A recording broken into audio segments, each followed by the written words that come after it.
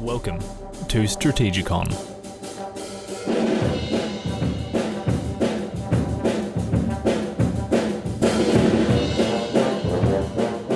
Hello world, I'm John Bruni and you're listening to Strategicon, your window to all things security and foreign affairs.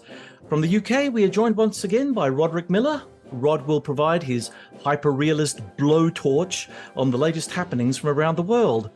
Greetings, Rod, and welcome back to Strategicon. Thank you very much.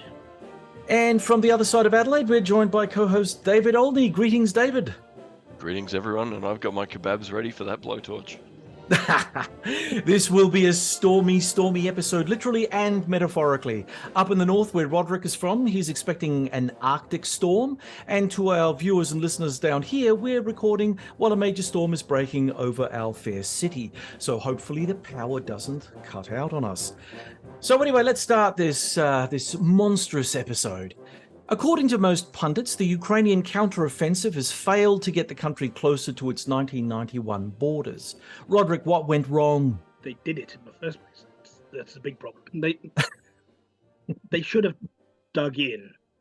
Dug in would have given them the least worst outcome. But, I mean, we're looking at horrendous numbers. All reasonable estimates, I've heard, put Ukrainian casualties total in the war now over 500,000. No, dead, not casualties. You have to include wounded on top of that. So, 500,000, and not the bulk, but a sizable chunk of it is been the counter assault. I don't know why they insisted on calling it that. I mean, it's an assault. And now we're in the process of the Russian counter assault, which looks to be even bloodier. Some other people said, I think McGregor also put it, you can't build an army in the middle of a war. And then you can't use that army in the middle of a war. You need to have some peacetime to build an army. Unfortunately, historically, that's not true. Of course you can build an army during a war. You just can't win a war with it. Yes, you can. World War II. You can build and win during war, provided you are the other side of an ocean and you are the United States. Yes. Okay. And one can make the case for Britain as well. Yeah. Yes. Yeah, but if you're on the continent and you've got a land border, probably not. Yeah. The Russians lost their Western army in the Second World War, but they had another army in the East, and then they just threw in enough conscripts to keep the Germans at bay until that Eastern army was free. The Eastern army is the one that won the war for them. But yeah, I thought it was hang on a sec. Lend-Lease had a little role to play in all of this. But humans have to use gear. So the gear was all Western, and it was the army who'd been off to Manchuria with Zhukov in the 30s and had lots of fun. Also, we have to remember, there was a lot of Russian gear. It's not like they were all carrying British and American stuff. No, but it was the stuff that worked. Yeah, it was the stuff that worked. But I think that's maybe the most important thing that we get from this particular war is that the British, American, European stuff isn't the stuff that works anymore. Russian stuff works. Chinese stuff works. The Iranian stuff works. And ours is just expensive. I don't know about that. I really have to say that, and I'm not standing up for the arms industry in the West because Lord knows they make enough stuff-ups to turn anyone's hair white. But I would argue that the Russians have had their own technological problems, their own industrial problems, and I think that they've been doing quite a bit of workarounds. And the fact that they had also fielded so many old vehicles in order for them to prosecute their war. Now, I know that you and I tend to disagree on these kind of issues, Roderick. So, hold on to your hat while I move into terrible terrain here. But when you're talking about Russia, I remember one conversation we had a while back, and you said, "Oh, well, the Russians are using all their reserve crap material, to fight the Ukrainians, and they're keeping their best stuff for home." Now, to most people thinking about the war and the way that things have been conducted thus far, you'd say to yourself, well, okay, there's an argument there, but the evidence doesn't seem to be very thick on the ground. I mean, the Russians have also thrown in quite a bit of their first-rate kit. It has not performed particularly well. So I would argue a little bit more balance needs to be struck here. I'd say you could say that Western weapons haven't performed as well as one might have assumed. There is a problem with the Ukrainians that the Russians don't have to worry about, and that is the Ukrainians have multiple main battle tanks, multiple trucks, multiple missile systems, multiple vehicles, which means logistically it's a nightmare to keep all these threads together and to field them in one hit. The Russians don't suffer from that. The Russians have different sorts of logistical problems. And I think that there is that sort of balance that needs to be struck between, the two fighting groups. Yeah. That's a perfectly reasonable argument to make. It falls apart on the fact that our stuff costs about 9 times more than it should. Yeah. What it does. Sure. The Russians have huge stockpiles. I don't know if I gave you this quote. During the Georgian War, ages and ages ago, the BBC sent a reporter to the Russian side, and I could swear, but it's going from memory. They were interviewing an airborne armored general, and there were airborne armor. What the hell? But I could be misremembering that. But he said this line, which I thought was great, and it tells you a lot about them. That war is a great way of getting rid of redundant shit. The other thing the problem is, can you replace the redundant shit with anything? And based on the manufacturing sector, it's a good thing there's a lot of redundant shit. Well, it appears the Russian factories are going like crazy. You also get things like, do you need to hit something with an Iskander, which costs quite a lot of money, when you can throw half a dozen Iranian designed, in inverted commas, Russian-made drones at it? So I think at this stage in the war, we're seeing a lot of cheap stuff that does the job as well, maybe not quite as well as the expensive stuff, and they're saving the expensive stuff. Why are they saving the expensive stuff? Not because they can't make it, because they've demonstrated they can make it. Argument number one, the war's nearly over. Why waste the expensive stuff on something that doesn't need it? Argument number two, they're about to do a thunder run, and they're going to need to make a big impact. I don't know which of those is true. My suspicion is the first.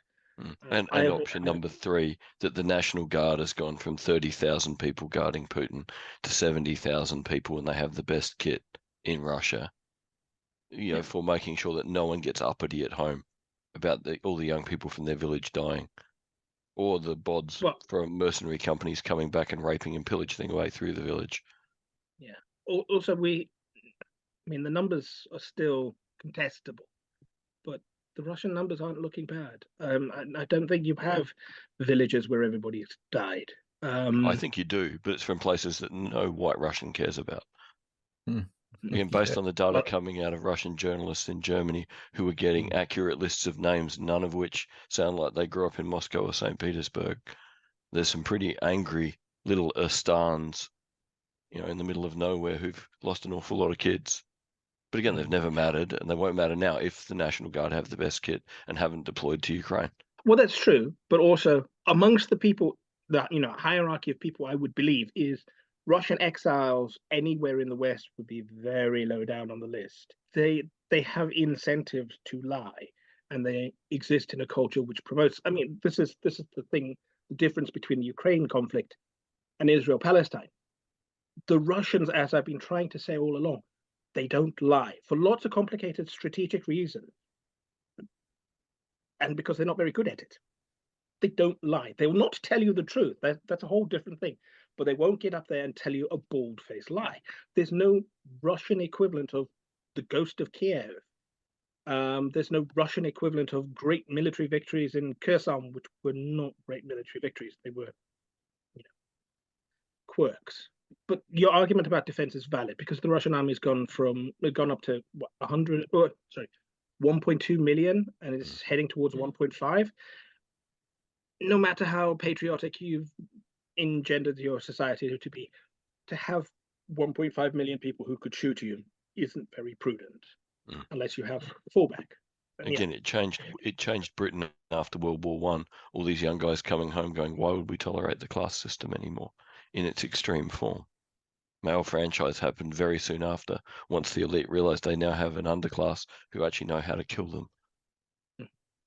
It's a large part of the reason why our class system is reasserting itself, because we don't have enough young people people who who can have threaten been to in. kill them.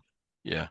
Yeah. Just one other thing to go back to the other thing that's really been going on that's interesting is we're essentially seeing that the Ukrainians tried to implement the combined arms skills they learnt from Western generals after 2014, but without air power, of course, it hasn't worked.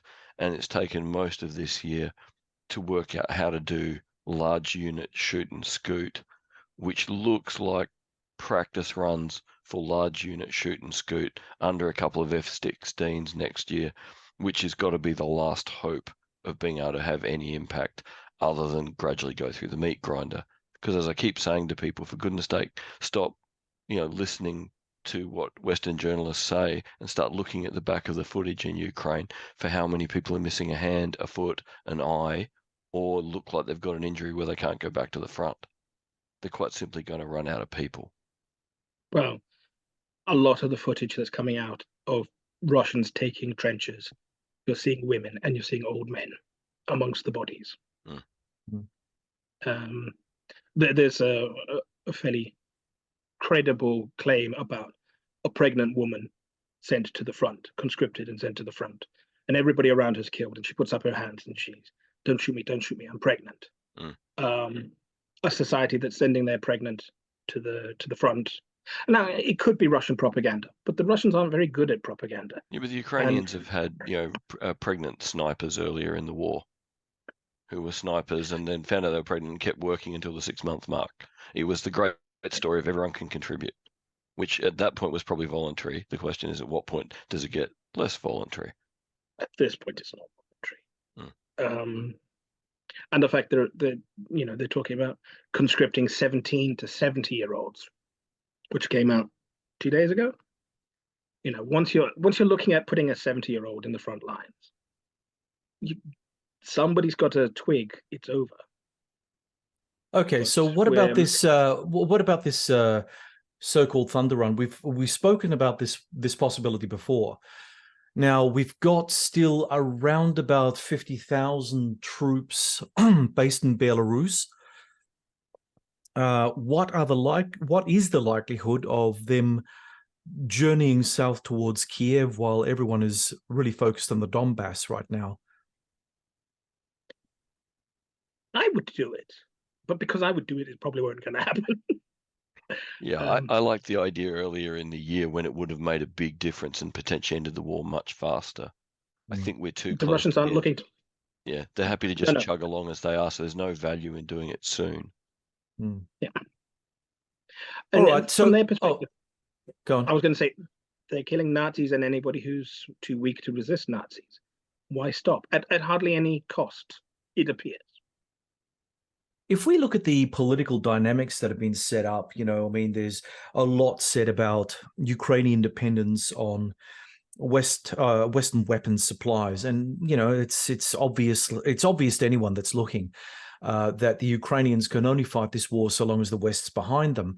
But so far, they managed to get everything they asked for. They got their main battle tanks, they got their HIMARS, they got their ATACMS, and as David said earlier, probably in the early part of next year, they'll get their F-16 fighter planes.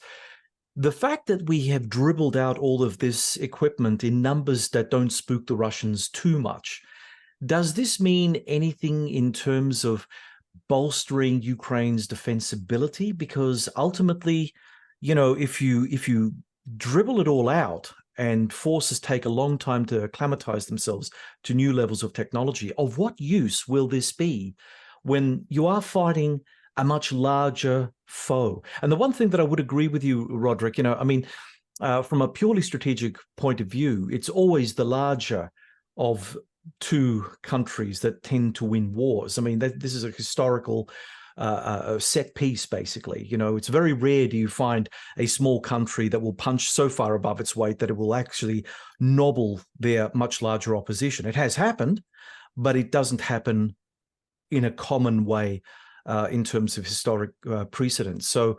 what is this high quality weaponry achieving other than just promising the West that people like Zelensky will hang on for grim death for maybe another couple of months? It's not going to decisively shift anything, really, is it? But this is not a And question of battlefield strategy. This is a question of economic activity. Mm. If you give away the cheap shit that we don't use anymore, then you can legitimately buy new shit, which means defense industry makes money. And with the precarious global economy at the moment, defense industry is critically important. We're essentially watching defense industry be as important in the West as it was during Eisenhower's presidency. And there you've got, the warning about the military industrial complex, when in reality, at the end of this war, the military industrial complex is going to be more revved up and making more people rich than it has done for decades. Yeah, but it's also going to be, the problem is that they make expensive stuff that isn't value for money. But it doesn't have to be value for money, it just has to make the rich richer. For their point, but they keep on pushing for bigger, better, more grandiose wars that they have no intention of winning. At some point we start a war where we as opposed to a proxy, where we need the stuff to work and we need it in volume, and we have neither of those conditions, because the stuff we desperately need to win a war is cheap and mass produced with very small profit margins. Well, again, look at the Americans. They've now gone to, I can't remember what the magic phrase they're calling this thing, of zillions of low-cost drones. But the US Navy has gone. No, there's actually a name for the new program where the US Navy basically just want to pile enough drones on every ship that the ship nearly sinks on the way to launching all the drones. Right. But the reality is that shift happens overnight because, again, it's a way to reconstitute manufacturing in the US and Mexico. So once again, it's strategically, that really doesn't matter. It's the economic significance of reindustrialization. Okay, so assuming for a moment that we see a Russian victory or a ceasefire, right? You've got now a Western armed Ukraine sitting at the very edge of Russia. Now, we may or may not see Ukraine coming into the fold of NATO, which would have to be something that the Russians will certainly nix at any negotiated settlement to this conflict. But nonetheless, Ukraine now is, as a sovereign state, beholden to the West forever, because now it has the means, the Western means by which it can defend itself. Surely that in itself poses complications for the Russians. It's just a zombie state that the Europeans need to fund, and the Russians can go, well, at least we've got a kill zone now between us and Europe. The viability of Ukraine is entirely down to Odessa. And Putin has all but said, we will take Odessa. I mean, he's kind of hinted, we'll let you have Odessa as long as nothing happens there. Like, nothing happens there. It's a tourist destination, nothing else. But they're going to take Odessa. I mean, right at the beginning of the war, I said, to deal with the problem of Ukraine, they're going to have to go to Lviv, but not keep it. I'm still convinced what we will end up with is a notionally independent Kiev-based Ukraine, a Galicia that's ejected from Ukraine, and Russia having Kharkiv all the way down to Odessa. But I do think it's possible we get sort of a gradation towards that, and that's not going to be like a cut line, and that will happen. The negotiations aren't going to happen as long as Zelensky's there, and the Americans last week made sure that Zelensky can't be couped, at least by any of the generals. Kind of forgets that most coups happen because of lieutenant colonels and majors, who junior people who are more motivated, people who might end up going to the front. So how penetrated do you think the Ukrainian army is, in spite of the fact that Zelensky and his inner circle have done quite a bit of purging around the center? Do you think that those disaffected junior officers who may be sympathetic to Russia or making peace with Russia, are there in numbers dangerous enough to topple the system? I don't know. I mean, the part of the problem is that the Ukrainians tried to use the Russians to commit ethnic cleansing by specifically conscripting, not recruiting, from ethnically Hungarian, ethnically Romanian, and ethnically Russian sections, and pumping those guys out with very little training. I think a lot of them are dead.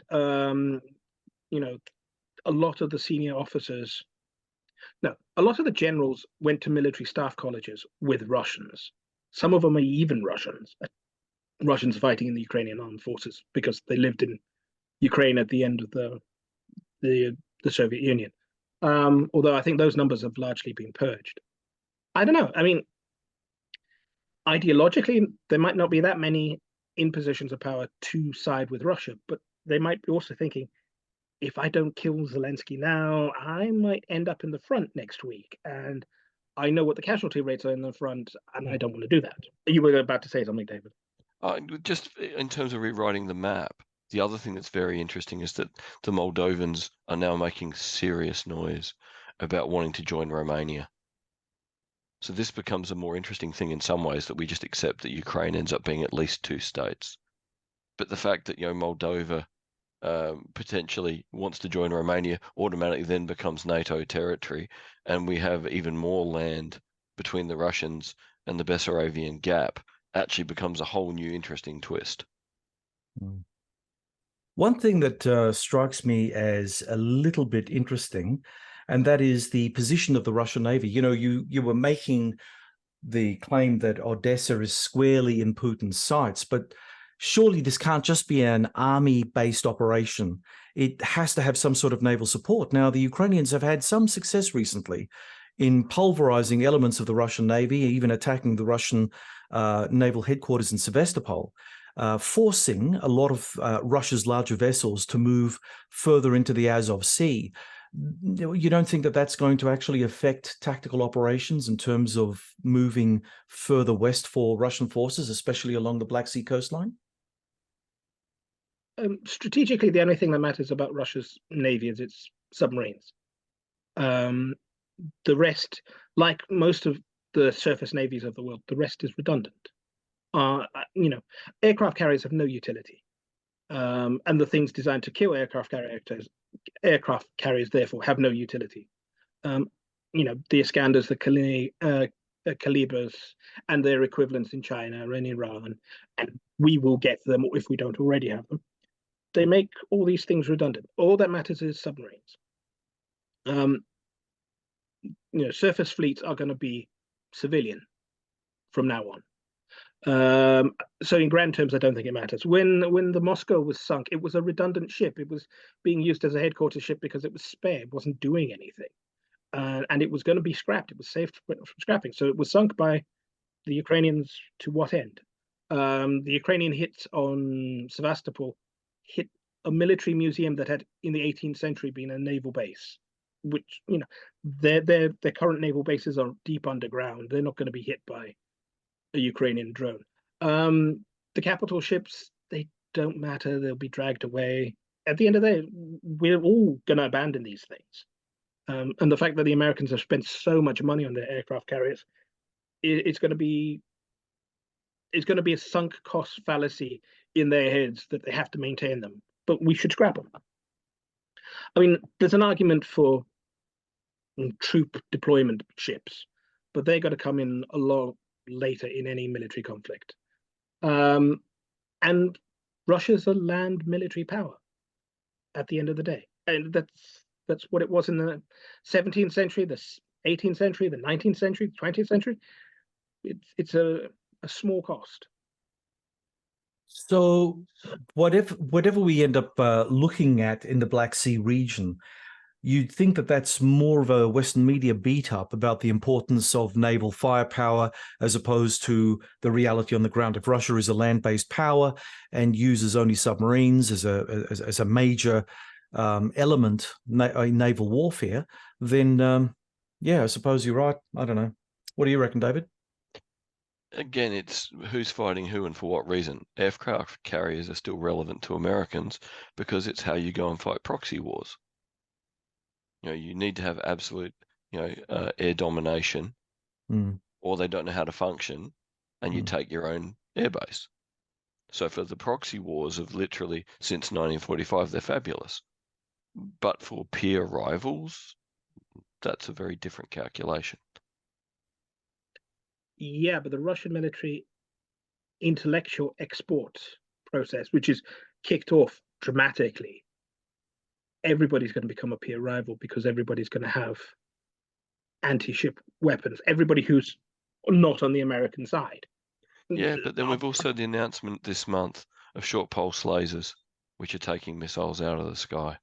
So it depends what the next leap in technology is. Because again, we are now at the point of radical technological shift where the competition is going to get even more extreme, and where we were all worried about the hypersonic missile, it may end up being that it's actually, the laser mounted in the hypersonic missile that's far more frightening. Yeah, I hadn't really thought of that. No, When it was do... the horrible thought I had when I was sort of listening to the video about the new short pulse laser gun. These dumbasses are talking about putting them, on helicopters and ships. And I'm like, well, what happens when you put it in the nose cone of a hypersonic missile? So it's weighing at warp speed. It's taking 200 shots a second. That could be a problem. Yeah.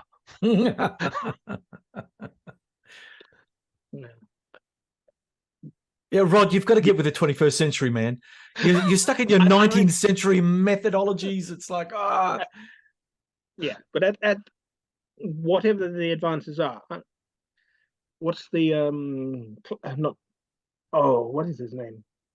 Luttwak. Oh, yeah. Made an argument. Yeah. The argument that that technological push with military equipment, there's a huge danger in it. That you get this really great thing. It's the dreadnought problem. The British invented dreadnoughts, and in the process invalidated all of their wooden ships. And so they went from being able to militarily take on all the powers of the world to suddenly being just slightly ahead of everybody. Yeah, because that's the thing where it's absolutely, we are heading to everyone can nearly be a peer, because all these next generation things are small and portable and can be launched or used in different ways. So we're at a point where really this is the opportunity to use war in a kind of conventional way. Because if the proliferation of next gen technologies happens, which of course no one will be able to keep under wraps, and they are so portable, it will very quickly become, if you want to go to war, everything's dead very quick on both sides.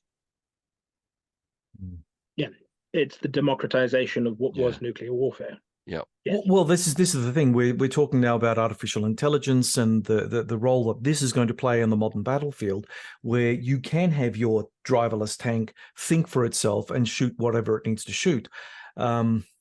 Yeah, that's a tough one, I've got to say.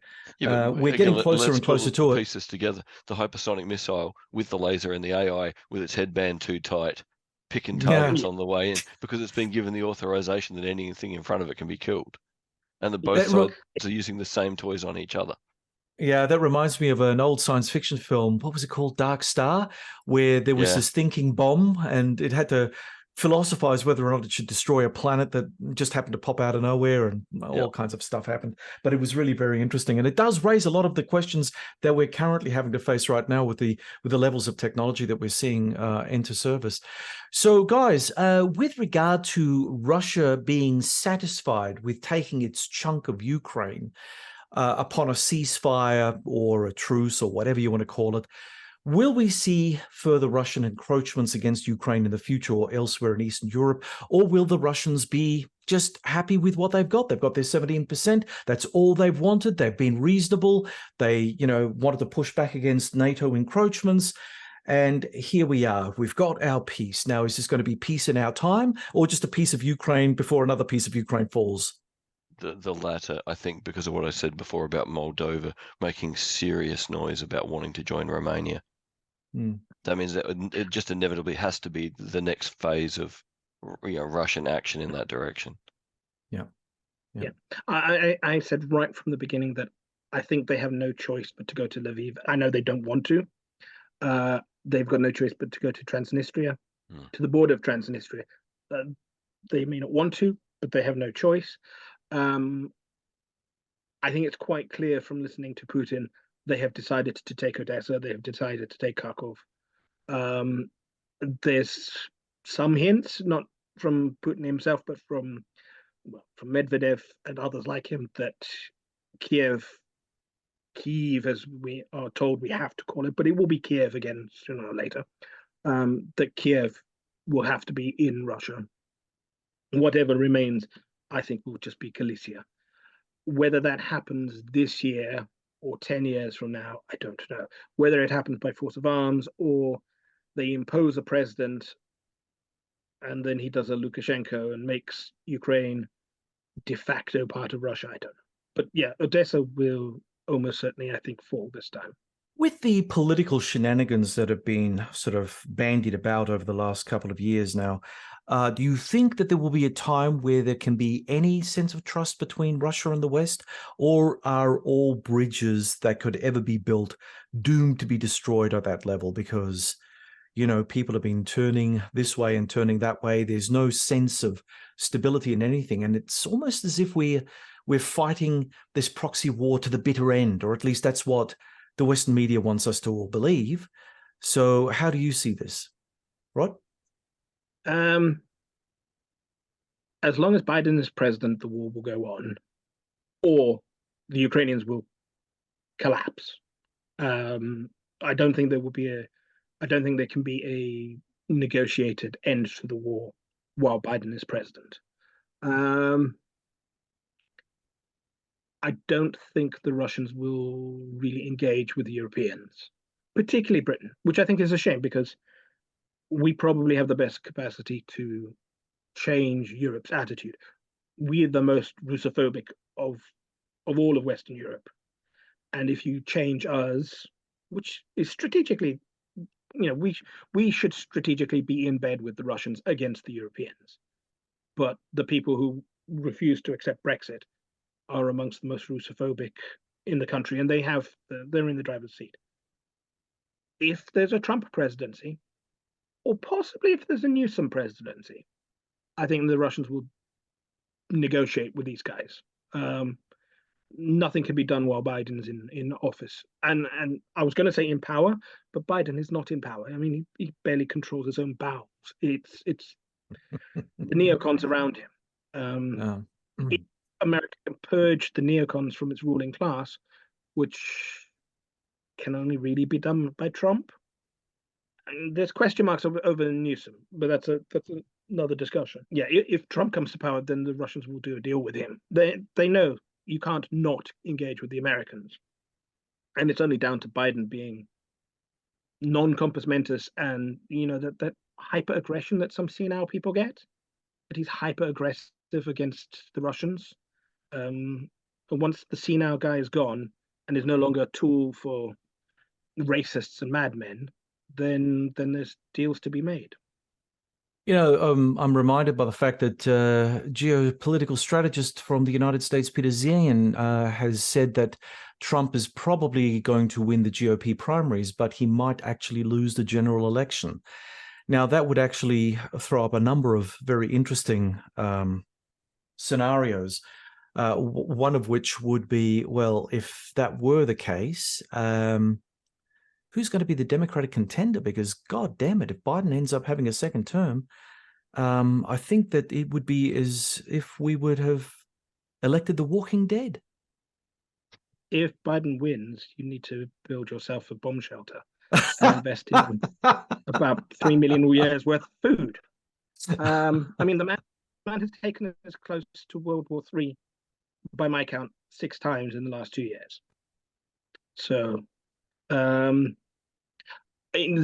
I think, he's a data guy who's looking at primary data, and he's making assessment based on primary data. And his argument, I think his argument is for consumption of his clientele. I don't think it's the truth. His fundamental argument is that Trump is losing the independent voter. Problem with that is what Trump has done is he's turned a lot of old independents into Republicans, and he's also turned a lot of non-voting independents into, more important, Trumpians who won't vote for another Republican but will vote for Trump. It's possible Trump cannot not win the race. Okay, but he may not have enough votes in what looks like it's going to be a four-way race to win the presidency outright. He may not have enough seats, because I do think Kennedy is going to take votes from him. And if Cornel West carries on running, Cornel West will take votes from Biden. My suspicion is if that happens, you get at the end the states deciding. And if the states decide, they decide Trump, because they have a majority of states who are Republican. And any Republican who doesn't vote, that's a scary thought, doesn't vote for Trump, cease to be a Republican. They'll be out, they'll be primaried, and they'll be gone. David, what do you think?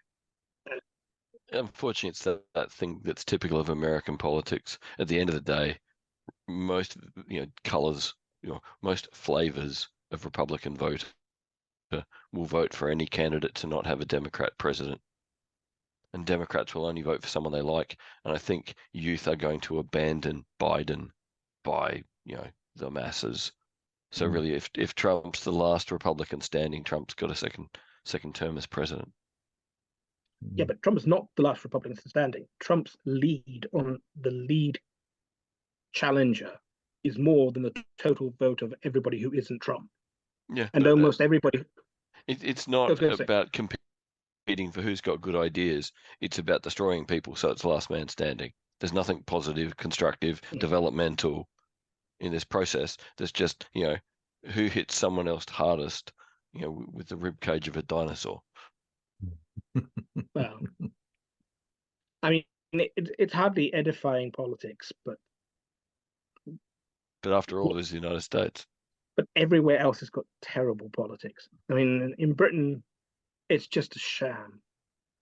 We're being asked to choose between two flavors of the same dog tripe, and there's no way of changing our system. I'm less worried about Trump.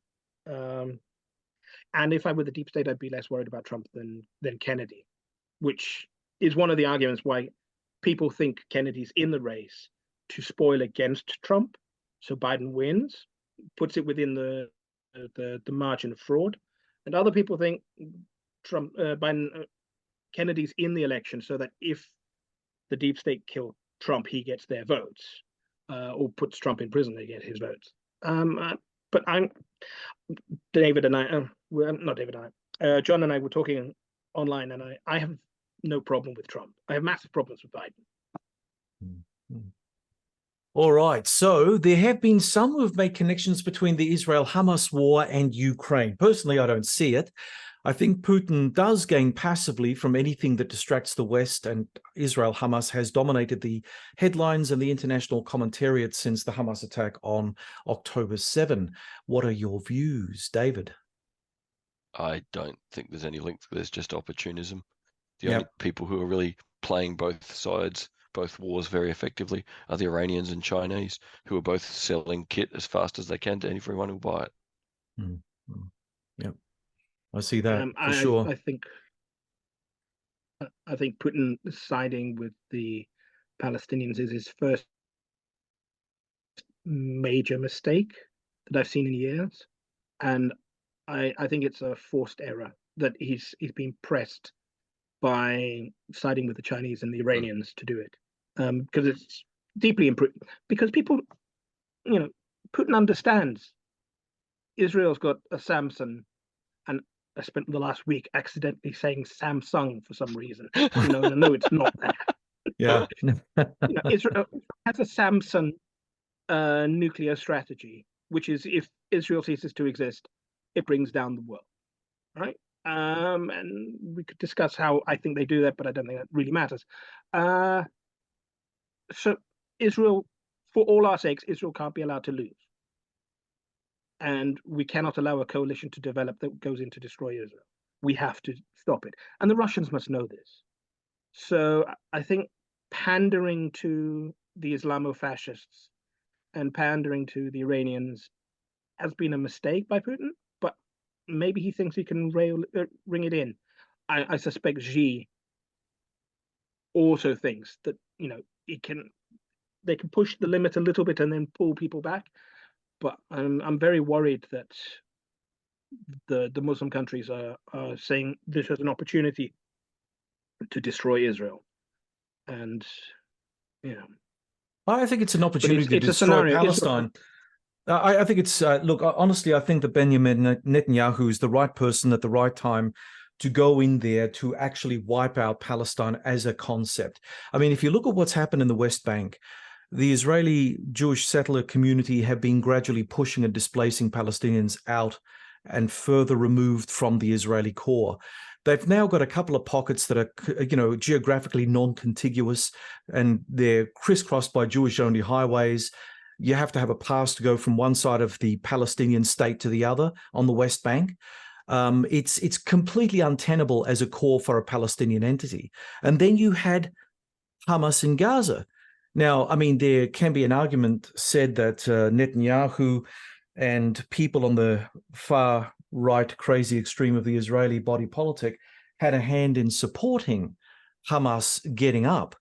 And I suppose if one sits down and thinks it through, you could say that the Israeli right and people like Netanyahu do benefit from having crazy people ruling Gaza, because it just gives them more incentive to say, look at those crazy people over the border. They'll never have peace with us. We've got to get rid of them.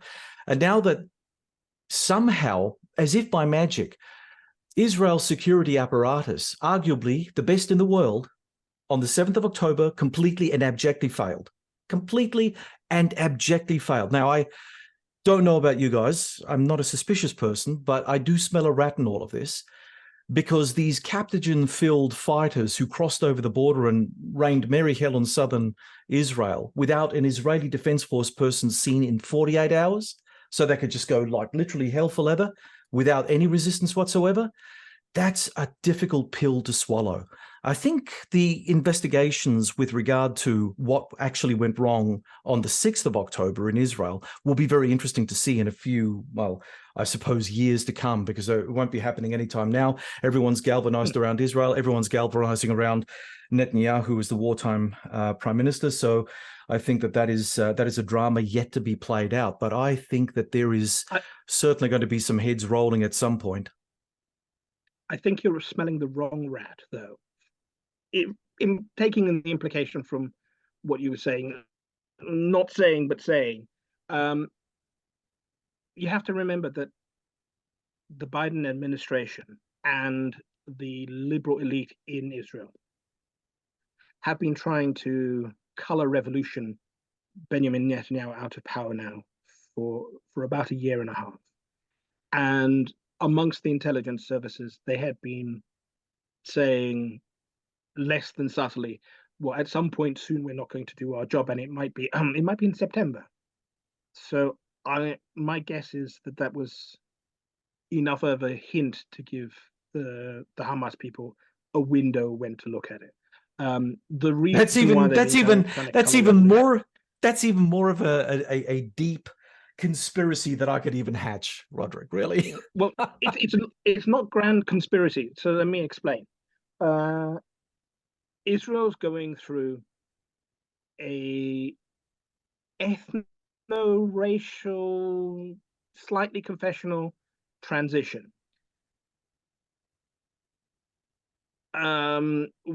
European but Americanized secular Jews have dominated Israel for years, for decades. They replaced the Europeanized secular Jews who established Israel.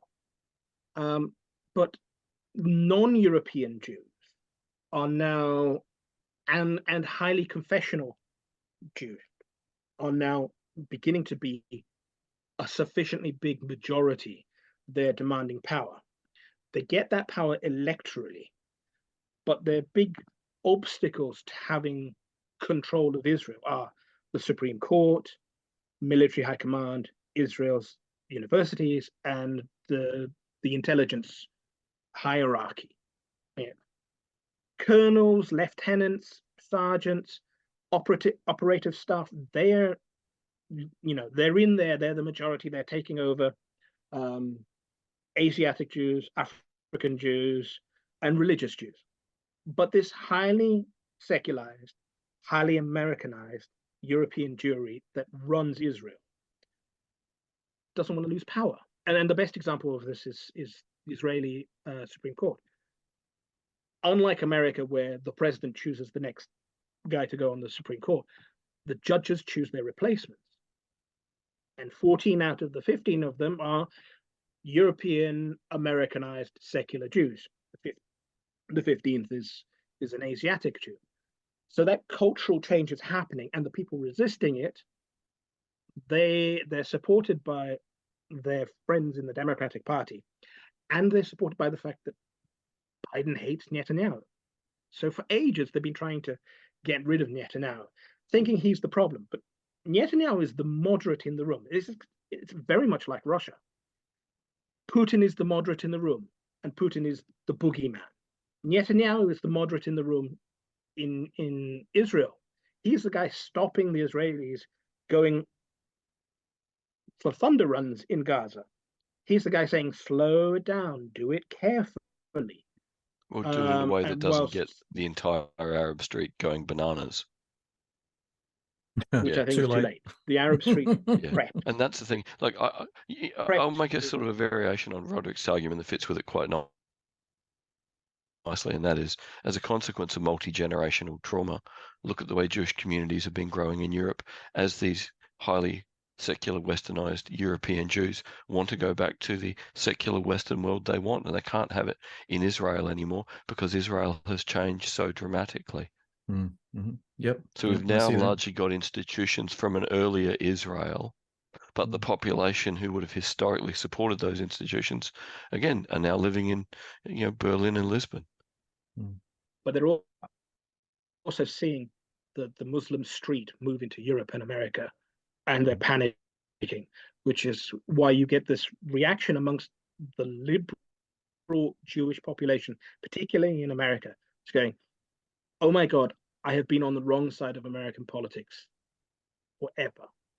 And you're going to get a huge defection of American Jews from the Democratic Party to the Republican Party, or maybe more accurately, I think that would be temporary. I think that's entirely down to what's happening. It's tactical. Now. It's not they believe it. It's just tactically useful. I think largely because they think what a lot of people think. Trump was this madman and he scared the bejesus out of everybody, so everybody played nice. So I suspect subconsciously everyone's going, we need the madman back. Put the madman back in charge. But he will play nice. And then I don't need to have this sort of internal emergency over being Jewish and being secular. There's a lot of things happening where everybody going, we need the madman back. Israel being the most extreme example. We're really, it's, they've pulled the lid off the tin now, and everything in the tin's coming out. It's fizzing, and it can't be put back in. It's not going to become secular again. And the Arab street are going to realize that the only people they hate more than the Israelis are their own elite for the Abraham Accords. And it's just going to destabilize the region profoundly. Yeah, but I think agree with that. Lewis, Bernard Lewis was right about this. We have it in our heads that the Muslim world hates us for supporting their tyrants. And he said, no, that's wrong. The Muslim world hates their tyrants for doing business with us. Yeah. I do think that's fundamentally the problem. So if we go quickly back to Russia v. Palestine, Russia and Palestine, I should say, the two have had very strong relations going back as far as the Soviet Union and the old PLO. So I suppose when you look at the idea that perhaps Russia has some sort of gain to be made by appearing to be pro-Palestinian, there's your answer, really. I mean, these long-standing strategic and diplomatic relations where the Russians have often stepped in on behalf of the Palestinians diplomatically, whether through the United Nations or any other multilateral framework. So it's a difficult one to really escape from. There is a relationship, but whether or not Russia actually physically gains from the chaos that it currently sees, because another thing that we haven't spoken about, and that is that, is the composition of Israel's Jewish population. I mean, there is a significant Russian component. There's also a significant Ukrainian component. And, that in itself must be leading to all sorts of intercommunal frictions that we're not privy to because, you know, they don't advertise these kind of things, but they must be existing at some level. So, yeah. Let's look at The the more impression practical economic stuff just quickly. Sorry, Rod. No, go for it. But, you know, the Abraham Accords means that the Leviathan gas field can be exploited. If the Russians side with the Palestinians and the Arab Street rises and devastates its leaders and tries to break Israel, then there's going to be lots of money to help the Russians put their energy sector back together and start exporting at high levels at the end of the war. So being on Palestine's side this time round is extremely good for business, and business is going to be critically important at the end of the Ukraine war. Yep. I was going to say about Russia has had political ties with the Palestinians and it got really more dramatic and in the later part of the Cold War, when Israel went from being a predominantly left-wing proto-socialist country to being a right-wing country. But Russia's got far more powerful cultural and political ties, domestic political ties with Israel. And about a sixth of Israel's population is Russian or Ukrainian Russian in origin. So I don't think you're going to have that internal Ukrainian versus Russian conflict within Israel. No. In part because it matters way less than Israel versus Palestine or secular versus religious. Yeah, my enemy's enemy is my friend. But also, these are not, they haven't got the nationalist struggle transposed into Israel. Oh, hang on a tick. Israel is a Western country, and all Western countries are suffering from multiculturalism to greater or lesser degrees. And the idea of various groups, you know, flying their respective flags from wherever the hell they came from and putting that front and center, as opposed to bringing people together under a you know, national community, so to speak.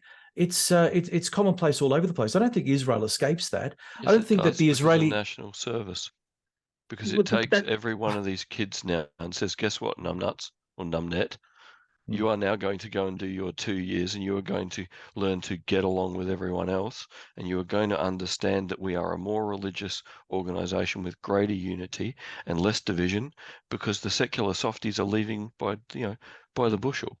No, you're right to make the argument. Okay, you're making the argument that the secular ruling classes are offended by the rise of the brown religious types in Israel.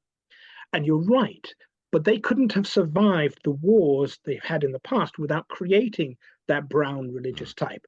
Yeah. So now they're finding that their foot soldiers are demanding power, like at the end of the Second World War. Right. And I think there's another point to make. A large part of the reason why we hate Israel, we, the West, our populations, is because they haven't made the same cultural mistakes as we have. Right? They have forced assimilation, and we have considered, the left has considered assimilation a morally repugnant thing, because we don't face existential threats. We're going to face existential threats because we keep on electing people like Biden. Electing in inverted commas, and they are degrading the West's relative power. But fundamentally, the European street hates Israel for not making the same mistakes. We were talking about the unifying characteristics that the Israelis have over most other Western countries because of conscription. If this is true, then the very thing that we were talking about earlier, where the deep state is fracturing along political lines in Israel, would not be what we are seeing. And it is exactly what we're seeing. So no, because it's senior people of the earlier secular generation, and their juniors don't want a bar of the world they want to build. Which is why it appears that Israeli high command and company level people are now on polar opposites politically. But if they were to say, for instance, as I think Roderick mentioned, we don't like the political system, we don't like what Netanyahu's doing, we hate the system so much that we're about to just go on strike. We're just going to basically demobilize the fenced area around Gaza. We're going to let the Hamas people come out and destroy as much and kill as many people as they like. That's a level of what, treason by senior Israelis? You don't need full-on conspiracy theory. You just need two groups who stop being able to interact with each other. We're seeing entropy happen within Israel because secular Israel is growing old or leaving, and this more muscular religious Israel isn't being given the keys to the Corvette. And that is leading to just utter dysfunction, a similar level of dysfunction to the United States, where it's quite clear that the trajectory it was on is not the trajectory it's now on, and the people with power don't want to let go of it, and the people who want power aren't yet allowed to have it, and it's literally causing friction and entropy and just sheer dysfunction, a different kind of dysfunction, but because of generational change and a change in political understanding of what the state should be and who it should serve. Well, a dysfunction that is very reminiscent of disunity. But you can't be you can't have disunity in a place where everyone's meant to sing Kumbaya and be on the same page. So outwardly, they have to at least still pretend to the world that there's unity, when in reality, there's a bare tolerance of each other. Yeah, existential threat also forces a lot of the mythology of unity to be reinforced. They keep putting the veneer back together on the top. Yep, they're rebuilding the icing on the cake. Podcast.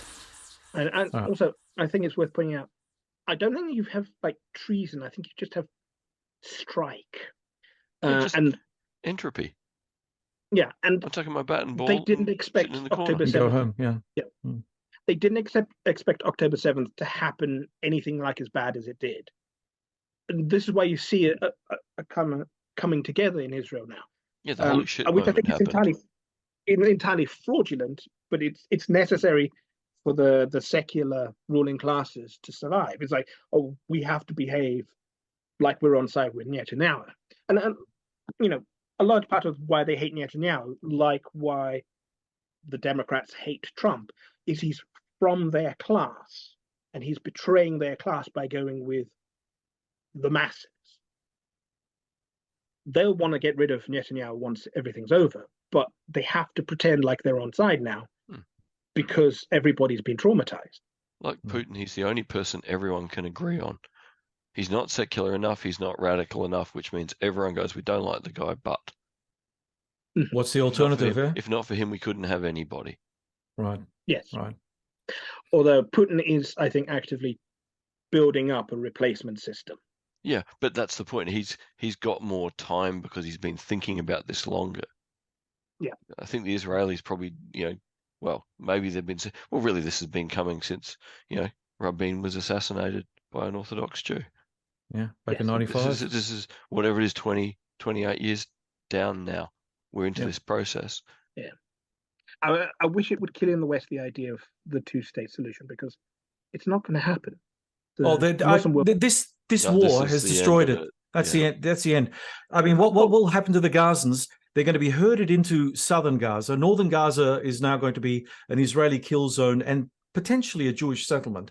Yeah. And I think that what will happen eventually, just like what we're seeing happen in the West Bank, the remnant Palestinian communities are going to be squeezed into the Sinai Desert. The Egyptians won't like it, but the Saudis will give them enough money, and El-Sisi will be taken care of, as will his family, and he'll be happy, and he'll just say, well, what can we do? Shrug the shoulders, and that's the end of Palestine. And all the street protests, ironically, that are happening all over the world, and then in London, you had 300,000 people. Here in Sydney, some of the violence that we've seen here. I mean, it's not serving the Palestinian cause well at all, because again, there's been this confluence between Palestine and Hamas now, where you can't wash the stain of Hamas away from the Palestinian community. The 7th of October happened. It was awful. Unfortunately, we've got the video footage to demonstrate how awful that was. And there's no walking away from it. But you've got all these leftist protesters out there, rubbing shoulders with Palestinians, not knowing what, from the river to the sea means, for instance. But yet, they're all very happy to make the chant, a chant of exterminating all Jews in Israel, but they don't seem to get it. And then we have to deal with all this rubbish. It's the queers for Palestine. Do you Yeah, know right. what that is?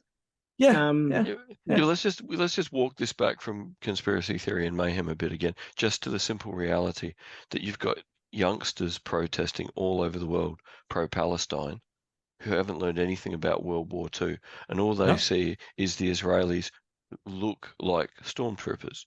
Hmm. But they don't understand that in terms of World War II. They understand it in terms of Star Wars. And ironically, what's happened is that most of the people don't really understand World War II all that well, in spite of the fact that in American history books, the only bit of history that they love to teach is World War II because it was the only war that they won. You know. But again, who there's pays attention another to history anymore? Sorry, Roderick, you go. I was going to say there's another factor, which is you have to keep in mind the people who are siding with the Palestinians are largely in populations that still get their media from the mainstream.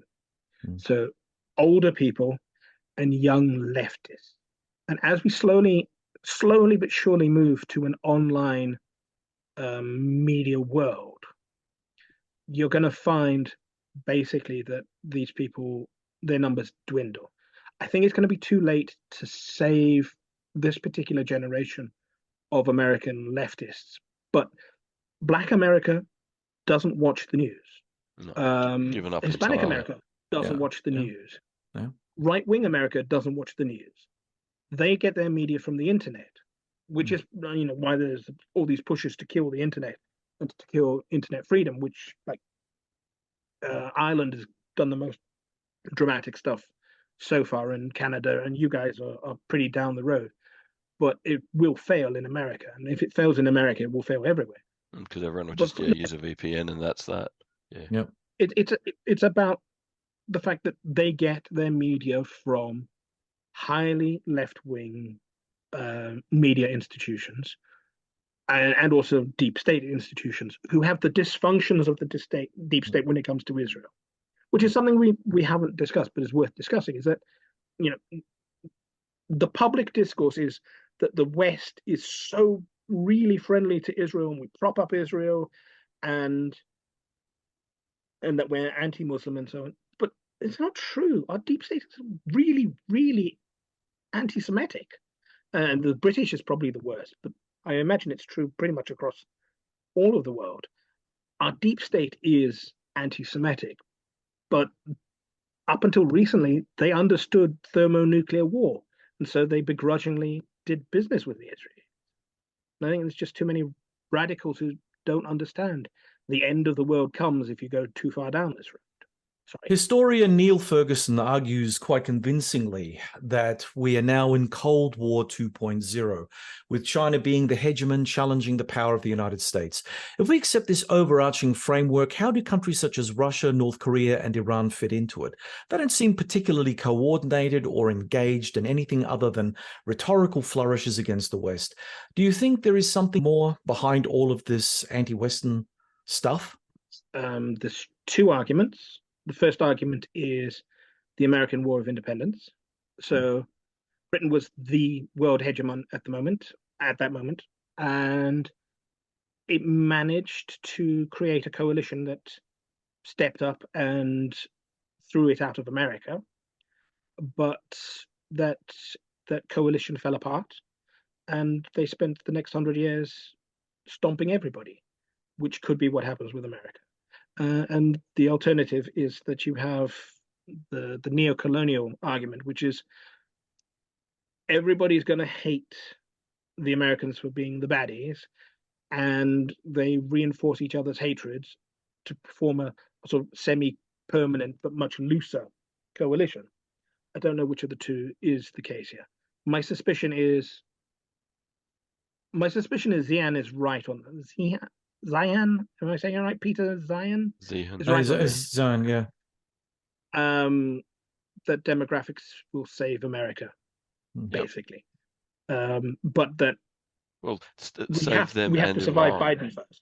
So this is the interesting thing. It changes the equation about, as tensions move forward decade after decade, who's got a young population who can either be nationalized or just get caught up in their own politics. The Chinese gradually run out of people. The Russians gradually run out of people. The Iranians are the only one, like the Americans, with spare people. And yet, whether the Iranian youth can be convinced to buy into, the kind of ruling elite's vision of the universe, they don't seem to like it very much. About every 5 years, they indicate they don't like it very much. Yeah. I mean, I think there's a handful of others that haven't got the same demographic. In Britain, we will import our way out of the problem. Yeah. The audience might not know it, but I'm an African. Africans are going to breed our way out of the problem. It's not a problem for us. And you have Indonesia and you have India. Yep. Well, even India, that's an interesting one because, again, the middle class grows, they have less kids. But certainly Indonesia, Africa, these are the people who need to go somewhere, need to migrate, want opportunities. So again, what's going to happen in the next 20 or 30 years is your country becomes whoever you let in. And how they take advantage of opportunity and what culture they value determines your future. So as we've talked about before, the only question with Europe is not that it becomes brown, but does it become brown and Muslim or brown and residually Christian because of the number of Africans? Or, how does it define its new identity? The new identity is inevitable in so much of the world. Well, and in the last one we did of this, I said this is the fundamental problem of Europe, is that the ones we want are African Christians and South American Christians, but we're getting North African Muslims. And the population, the indigenous populations of the West don't want all of them because they get everybody by that Muslim immigrant population. And I don't want to be mean about Muslims, but it's the people who are least secure in the Muslim world who are coming to the West, and therefore the most problematic in the long term. But our industry not our industry, our business class wants cheap labor. Because if they don't have immigration, and consumers, because again, the more old people you've got who can only sit and dribble, not very good as consumers. Yes, you can make some money out of caring for them, but not as much money as if they're spending and doing things. Although, certainly in Britain, I can't speak for the rest of Europe, our old are getting much older than in the rest of the world. They're far more productive and far more useful consumers deep into life. And my grandmother's 90 and she buys tons of stuff. And she gets some money from the state due to a deal that was done to get Zimbabwean Brits out. But yeah, she's a good consumer. She does her part in the market. But we also have tons of them with dementia, type 2 diabetes, heart disease, and unable to get out of their recliner. So again, your grandmother is the exception rather than the rule. I think she's less the exception in Britain because our market is designed to make these people spend. But I would not say that for Italy. I would not say that for France. And I think that's just because we're meaner capitalists. So Cold War 2.0? No, are we in really. it? No? Why not, David? It depends on who runs America. Because we don't have a cohesive ideology on the non-American side. The Americans, of course, think it's Cold War 2.0 because it's always easier to default to a pre-existing mindset. Yeah. Whereas really all we've got of continuity for Russia, Iran, is essentially that there's a military security elite who fundamentally buy suits and run the joint. China doesn't really fit in that model. Indonesia does. India does to a degree with a number of ex-military people. Pakistan does. So really, the most common thing in the BRICS is the reality that people with a first career in security probably will end up running the joint later once the joint is less stable.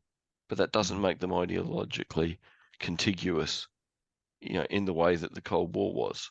So this is America thinking it's Cold War 2.0, whereas this is just really lots of flavors of authoritarianism going, it's much better to get our people hating America than hating us. Yeah. Actually, good point. And also, a lot of it is also, I don't think hating America's an inorganic thing. America's screwed with everybody. There's good reasons to hate them. Everybody's got a good reason to hate them. And the Americans are engaged in a cultural revolution which is morally repugnant to everybody. If you're a Russian Orthodox, senior civil servant, you look at wokery in America, you look at the LGBT and particularly the T bit, and you go, no, I don't want this here. And the Iranian imams are doing the same thing, and the Yep. Chinese A civil servants soldier are in doing the same. Indonesia, doesn't matter who. It's the same continuity of I can hate that, and my leaders will encourage me hating that because that way I'm not hating them. Yes. So we're back to that wonderful comment, you made at the beginning, Rod, that really what the Arab population hate is that their leaders do business with us. This is a similar kind of thing, that you've got to change the perspective. We see Cold War because it's simple. Everyone else sees, how do I get my population to be angry at the traditional enemy that we can't really do anything about, so that I can continue to be venal and awful and dominate and brutalize? Yeah. Also, to be fair, not all of them are venal and just out for domination. I think there's a genuine case for Putin, whether he's done it out of self-defense or patriotism, that he's gone out of his way to fix Russia. It's not done. It's a huge project. It's been a multi-generational project, but he's genuinely fixing Russia. And you could say that maybe not of Xi now, but of his predecessors. Oh, certainly the predecessors. Yeah, unfortunately, they've now got the Dumbo who's having the Hitler moment, and that is, if the country won't deliver what I want, I'll break it. Yeah, I don't know how much I trust the Western analysis of China. I'm not worried about the Western analysis. I'd much rather the footage smuggled out of major trade exhibitions like the one currently on in Shanghai, where the number of buyers is down by 80%. That's the bit that actually matters. No, I mean, China is really out of my wheelhouse. I can't honestly. But again, this is why I keep bringing it back to economics, because we all want to keep it to strategic stuff because we find it interesting. But at the end of the day, we've always got to remember that there's a bunch of people who have money and a bunch of people who want to have money, who recognize the utility of manageable warfare and manageable enmity. And they've got a lot of experience. Follow the money.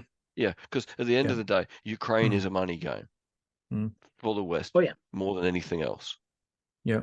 Yeah. Well, actually, Gaza, funny kind of way, is also a money game if you look at the oil and gas resources off the coast. So, yeah, look, we've mentioned China. Can I just say something about this, because I think it's really interesting as a thing to finish this podcast off. What explains what looks to the outside observer as a capitalist gold rush back into China? I mean, the Albanese government led the charge to renormalize its relations with China. Then there was Biden's United States. Now it seems that the South Koreans and the Japanese are moving in this direction too. Is this because of a true desire to kiss and make up post-COVID so we can all get back to doing what we love, making money? Or is there something more sinister behind all of this rushing back to China, that China is economically straining at the seams, and that we don't want the CCP's experiment to fall over, since if it did, we'd all pay a very heavy price for that? The politicians are rushing back. The money isn't. Like if you look at CEOs who used to have friends in Shanghai, because of COVID, they didn't see their friends for 3 years. So when they had to build the new factory, it was never going to be in China. So the political elite, are doing much the same we were just talking about. The political elite in the West is talking about, a second Cold War. Well, they want to return to the normal thing of we outsource the economy to China so that we can buy cheap shit from China to sell to our underclasses, so our underclasses don't rise and kill the elite. Like that's the elite's preferred mechanism. The preferred mechanism doesn't work because the industrialization of Vietnam, Mexico, Indonesia even is now so far ahead and has so much investment, and everyone can see the advantages in this multipolar manufacturing world. You'll be able to have money in 4 different places and you'll never make quite as much, but you'll be able to play them off each other and you'll be able to pick one year, one the next. In reality, for follow the money, a multipolar economic world is much more beneficial to the elite staying wealthy, because they will never be challenged by a single place that is so economically significant it could ever dictate terms affecting, the economic elite of the world.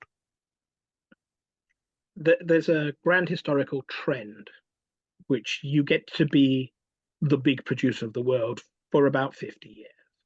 And then you lose it to the next guy. It starts with fabric and then moves to high industry. And then you get more and more specialized.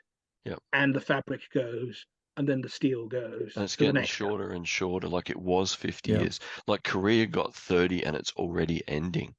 China's had 20 and it's already ending. So this idea that anyone can be the only major player and get at least 2, preferably 3 generations, this is now over as a model. So the Americans will have Mexico. Lots of us will do business in Vietnam. Indonesia is doing really well from the Europeans, where they want some pretense of, ethical good behavior that's not China. And they don't really want to deal with Turkey on absolutely everything. Even though here we've got Turkey with mega high inflation, still building factories as fast as you can lay down the concrete slabs to move European production to. As a counter to that, though, I do think the Chinese have a set of advantages, which are more about the rest of us not sorting out our disadvantages. Their central government, they've got a lot of infrastructure. So I think it's happening, but I don't think it's going to happen quite as dramatically as the loudest cheerleaders are making out to be. Essentially, if India had a better investment system, if India had better roads, one or t'other, they'd stomp China. Yeah. The Nigerians will eventually take over the fabric industry, and then fabric is the first and the most important, because that tells you the trajectory. The Bangladesh is already taking the fabric away from the Chinese, and it's only a matter of time. The Chinese are hoping they will get powerful enough to do what the Americans did, which was basically kill anybody who got in the way and make their profits abroad. But I don't think they're going to get that. I think they're too slow off the mark. And they didn't get the advantage of World War II to get used to having the big, capable military. So part of the advantage the Americans had rolling into the Cold War was a really experienced military that knew didn't know. It believed it could do things successfully if need be. Where the Chinese still wonder if they can do things. And also cleaned out a lot of the potential opposition. I mean, America's big advantage in the post-Cold War period is that its 3 major opponents, Germany, France, and America and Britain, were smashed by each other. America doesn't get to be hegemon. It gets to be number one in the race without the First World War, without the Second World War, because the British Empire survives, the French Empire survives, a powerful Germany survives. And that's China's problem, is that there's Russia, there's India, there's going to be Indonesia, there's still America, there's going to be Mexico. There's still Germany, in whatever it becomes, it's still potentially a manufacturing powerhouse. There's still France, which can make nifty stuff. There's still Turkey that makes more and more mid-tier stuff. There's still the South Koreans working out how to run everything with robots because they're running out of people. So the whole point is China's doing this. Again, it's a bit like when we were talking about the idea of mounting the short pulse laser inside the hypersonic missile with the AI with its headband too tight. Everyone's going to have one. Yeah. And economic competition is heading in much the same direction. The reindustrialization of the US via Mexico is just so monumental. The rate at which Vietnam is building big, sophisticated Samsung and Japanese car company factories is amazing. You just can't dominate anymore. And when these places have got the advantage of youth and dynamism, and it kind of looks like their governments and their elites are delivering improvement, whereas what can the Chinese population say at the moment? That everything that seemed to be going good in 2019 is now not going good. So there's a lot of populations who are only seeing improvements in this chaos, whereas the Chinese population are really already, from a lot of reports from within China, looking back and going, remember, say the Olympics through to 2019, that decade? Wow. Yeah. There's another thing, is that the Anglo-Saxon countries still have, by a country mile, the soft power weapons. We've seen this with the entire Russia-Ukrainian war. Part of the reason why the Russians have to tell the truth all the time is they're not very good at lying. And we're massively, Britain beyond the others, but we are massively equipped to sell a story. And we've been selling nonsense for the last 20 years. But there's no doubt the Chinese don't have, at the moment, they might acquire it, that media savvy, that marketing's, you watch a Chinese documentary, and you compare it to a British documentary, even a sort of mid-tier British documentary, you see the quality and the very subtle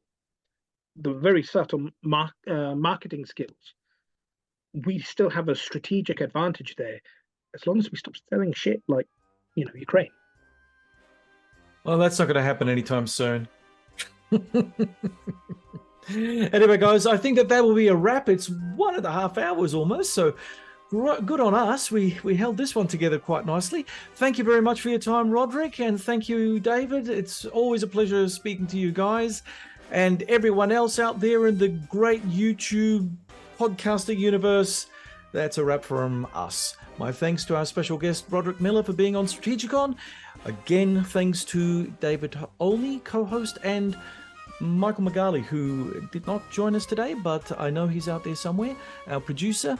And to our audience, thanks for listening. Remember that you can subscribe to the audio version of Strategicon through the Ozcast network, iTunes, Stitcher, TuneIn, Spotify, and on the Sage International site, sageinternational.com.au, hitting the media drop-down button and clicking podcasts. Also, please like us on the Sage International Facebook site and follow us on Twitter. All your likes and subscriptions will help the algorithm find us and bump us up the social media ratings. You can also watch our podcasts on YouTube through the Strategicon Raw YouTube channel. Also, please comment on any of our articles and podcasts through Facebook, LinkedIn, Twitter, and of course on the Sage International site. We welcome any constructive feedback that can help improve our products, and we look forward to engaging with our followers. Until next time, goodbye.